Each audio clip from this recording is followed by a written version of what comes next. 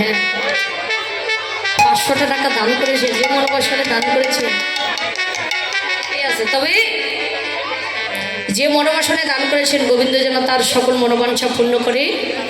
তবে হ্যাঁ সকলে মিলে তার নামে আশীর্বাদ করবেন, এই ছোট সোনামণির নামেও।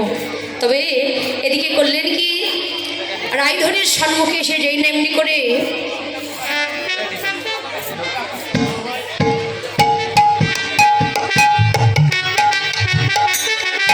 তবে এমন সময় করলেন কি, বৃন্দাবনে বলছে যে আমার 10টা নয় 5টা নয় একটা মাত্র সন্তানের অমঙ্গল দেখেছ, এর কি কোনো প্রতিকার দর্শন করনি? বলছে হ্যাঁ মা দেখেছি, আমি দেখেছি। দেখেছি কি মা জানো? এই যে রাধারানী কি স্বপ্ন দর্শন করেছ? বলছে যে আমি স্বপ্ন দেখেছি আমার পতি মারা গেছে, হাতের শাখা ভেঙে গেছে, কপালের সিঁদুর মুছে গেছে। তবে শোন, এরা কি প্রতিকার দর্শন করেন? বলছে দেখেছি মা, এর প্রতিকারও দর্শন করেছি। তবে করতে হবে কি, সূর্য পূজা। ও বাবা, তুই জটিলা কুটিলা কই, তুই জন তো লাগবে কই,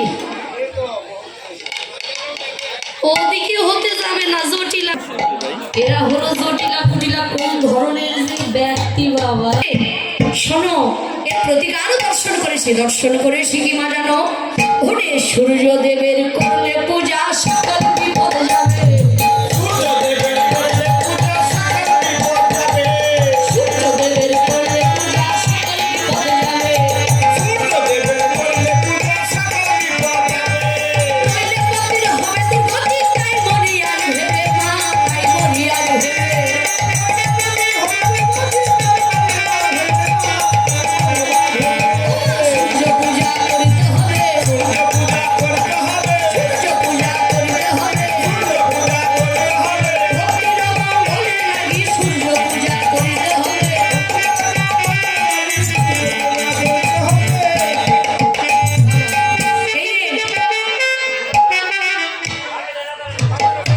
ও